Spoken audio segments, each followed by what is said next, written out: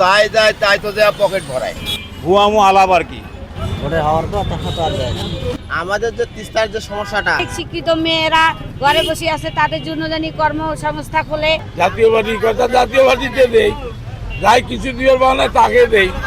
কি করি চলবো ভাই আমরা?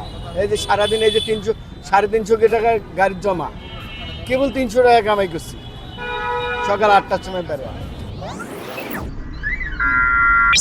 আশ্বাস দেয় তো দিয়ে তো আর করে না। ওই যে আমরা গদি পাইলে এখন ওদের নিজের পকেট ভরায়, আর কোনো ইয়ার কোনো উন্নয়নের কোনো আর চিন্তাধারা করে না। সবাই তো কয় আর করে না।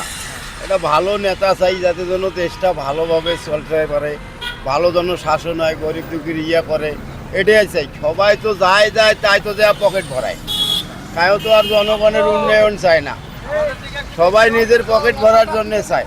তা আমরা চাই এবার নতুন সরকার গঠন করিয়া যেন দেশটা যেন ভালোভাবে চলে। আমাদের এলাকার উন্নয়নের জন্য ভালো একটা এমপি চাই, ঠিক আছে? উনি যেন আমাদের জন্য কাজ করে, বেকার ছেলেরা আছে তাদের জন্য ভালো কর্মসংস্থা খুলি দেয়, রাস্তাঘাট ভালো করে।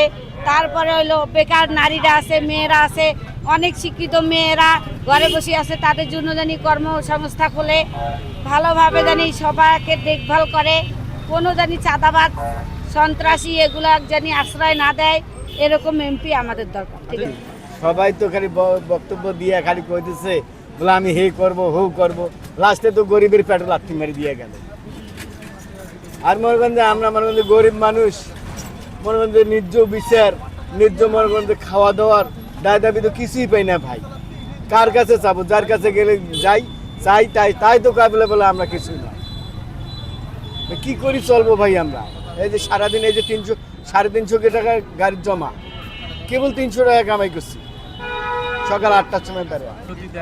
আমরা ভালো নেতা চাই যে দেশের কাজ করবে, যার কাছে আমরা সাহায্য পাবো, যার কাছে সুবিধা পাবো, তাদেরকে আমরা মনে করি চাবো। আমাদের যে তিস্তার যে সমস্যাটা, আমাদের রংপুরে যে উন্নয়ন করবে, রংপুর বিভাগের এবং রংপুরে যে আমাদের বিশেষ করে মেডিকেল এবং আমাদের চিকিৎসা খাত, আমাদের যে তিস্তার যে সমস্যাটা, এটা মেন সমস্যা। বিশেষ করে তিস্তার মেন সমস্যাটা এটা সমাধান করতে হবে। আমাদের অবহেলিত রংপুর, প্রত্যেক নেতা আসে এবং উন্নয়নের কথা বলে, এটা করব ওটা করব, এটা দিব ওটা দিব, কিন্তু কোনো নেতাই আসে কিন্তু কিছুই দেয় না। হ্যাঁ, এনারা খালি মনে করেন যে খালি ভুয়ামো আলাপ আর কি। এই রংপুর, অবহেলিত রংপুর সারা জীবন দেখতেছে অবহেলিত থেকে যাচ্ছে আর কি। তারা কি করবে না করবে, আমাদের তো ভোট দেওয়ার মানে দিয়ে আসতেছি।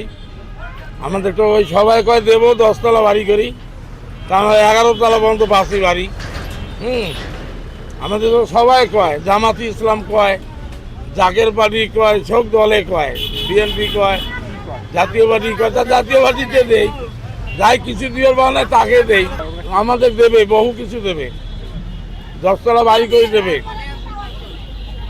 আমরা মরি গেছি, আমাদের খাঁটি খাওয়া লাগে, এখন আমরা আরো মরতেছি। দেশের তো ভালো নাই, কাজ কামাই নাই, কোনো কিছু নাই, সব একেবারে শেষ করে ফেলাইলো।